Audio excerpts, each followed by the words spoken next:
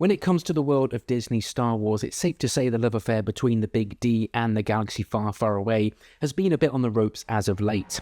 Like a prize fighter who's taken one too many blows to the head and lost sight in one eye, it's been desperately swinging into the void during the streaming series era, hoping that something lands, and I'll give it credit where credit's due. Shows like Andor and the earlier stuff of The Mandalorian, and some parts of Obi-Wan, had me on the edge of my seat, where I'd often rewatch the same episode the next day to relive the magic and digest the story. And then on the other hand, it's like Disney has cocked its leg at the nearest lamppost to pass out shows like Ahsoka and the Book of Boba Fett. Maybe I'll get to those another time, but for now, that all brings us to The Acolyte, written and directed by Leslie Headland, producer of Russian Doll and The Bachelorette, and former personal assistant to Harvey Weinstein of 6 years. Set 100 years before the rise of the Empire and all the events of the prequel trilogy, this is a time when the Jedi Order and the Galactic Republic have prospered for centuries without war. We look at episode 1 to see where this latest bold new series might land on the spectrum of Disney Star Wars brilliance and blunders. Attack me with all your strength. The story kicks off with evil twin May. Yeah, she's a twin, you'll figure that out immediately. Evil twin gets all up in the face of Jedi Master Indara, aka Trinity from The Matrix, who's just hanging out at a random bar. Now, I'll admit I was excited to see Trinity back in action, and straight away she starts fighting her in a very hand-to-hand martial arts combat sort of Matrixy kind of way. It's almost like she's toying with her, and then she recognises who May is and asks why she's there. What are you doing here? I'm here to kill you. So that clears that up. From here on in, May has the upper hand, and after a bit of distraction by bringing in a bystander from the bar, Trinity's dead. Just like that, she's gone. So we're only a few minutes into a brand new show and I'm already feeling a little deflated. Perhaps I should feel impressed by Evil Twin's guile and cunning to thwart her opponent. But given that I know almost nothing about these two characters, I find it difficult to care about them and understand the weight and the consequence of the duel at hand. The only thing I have to go on is the fact it's Carrie-Anne Moss with a lightsaber, which is very cool. But she's dead before any world or character building can really get going. Now, I know we're going to probably get some flashbacks and stuff down the line, which will hopefully tell us a bit more about her, and I hope that's kind of the case, but just a few minutes into this brand new show, feeling a bit disappointed. Next we meet Good Twin, former Jedi Osha, who's working somewhere a long way away from everything as a mechanic on a ship where she fixes power couplings and attends to fires that burn freely in space, apparently. You know, I know that this is make-believe, but come on, Disney. I mean, she's wearing a spacesuit and grav boots, so they obviously pay some attention to how things work in space.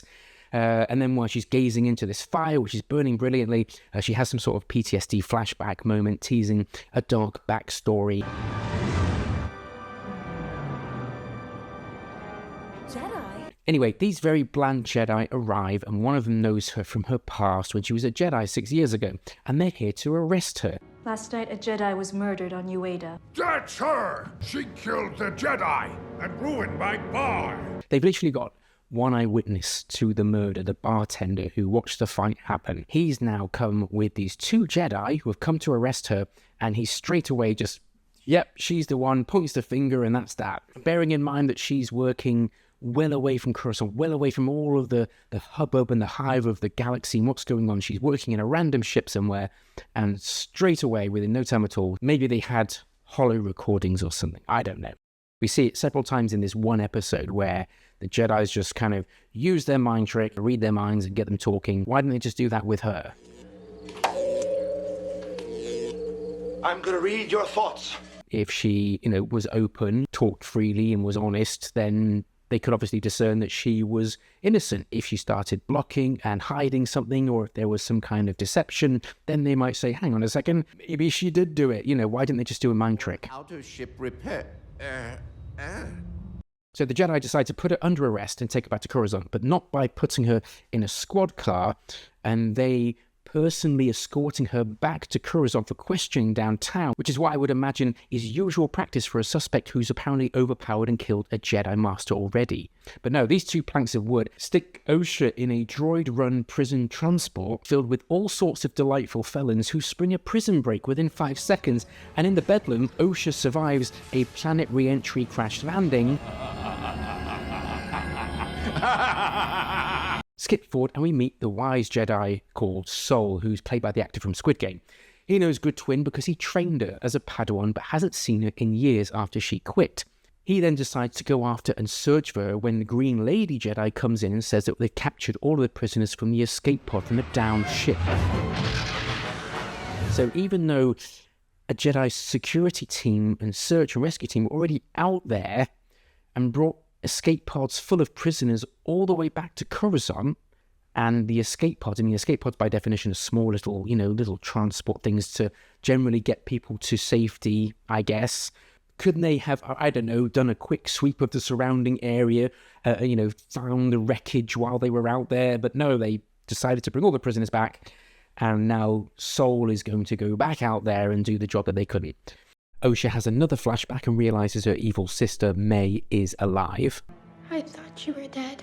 Meanwhile, Sol heads out there, finds her, corners her in a scene very reminiscent of the film The Fugitive. At first, she doesn't want to go with Sol, and she's backing up and she falls off the ledge. But back on the prison ship, she says, I have faith in the Jedi.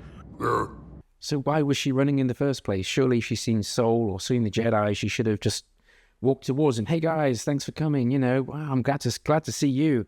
But no, she falls off and he catches her with the Force. But anyway, she tells Sol that she didn't do the murder of Jedi Indara and her sister is still alive, and he believes her straight away. I believe you. I like the character Sol. He has quite a nice presence on screen. He has that kind of wise smile going on, which is quite cool. But, he's just seen Osha after so many years, who's been accused of committing a murder, and straight away she's like, oh, I didn't do it. And he's like, I believe you. Why didn't he do like a Jedi mind read or something? Because they've done it plenty of times in this one episode alone anyway. Finally, the episode concludes with Evil Twin walking on a beach somewhere where we meet who we assume is the main villain of this series, who drops a very bizarre opening line. The Jedi live in a dream they believe everyone shares. If you attack a Jedi with a weapon, you will fail. Steel or laser are no threat to them. It's bizarre because, May literally killed Indara with a knife in the opening scene. So it was a weapon and it was made of metal. Maybe it was made of titanium. Anyway, the villain says a few more strange things about not using weapons. But an Acolyte kills without a weapon. And then ignites a red lightsaber for no other reason than to flex to the audience that they're the bad guy. An Acolyte kills the dream. And that's episode 1 done. Now, I don't know about you, but the whole episode just seemed quite slow, with bland, wooden dialogue, and a story filled with coincidences and wise, educated Jedi making dumb decisions. They use their powers freely to read people's minds, but forget to do it when it would actually come in really handy. The stuff I did like the opening fight scene right up to the point where Carrie-Anne Moss dies. I like the Sol character, as he's the only one with an ounce of gravitas and presence on screen. Well, him and Trinity, but she's dead. But this is essentially a murder mystery, but there's no deductive reasoning being exercised by the main characters, and very convenient things seem to happen to move the plot along. This opening episode left me feeling a bit deflated from the get-go, but I'm willing to see how this all pans out after watching episode 2, which I'll get to next. Even though I've not had many positive things to say about the show so far, I'm hoping things pick up when we get a bit of time with some of the characters. They can flesh them out and we can get a bit invested in it. But anyway, what do you think? Drop a comment below, say hello. Until next time.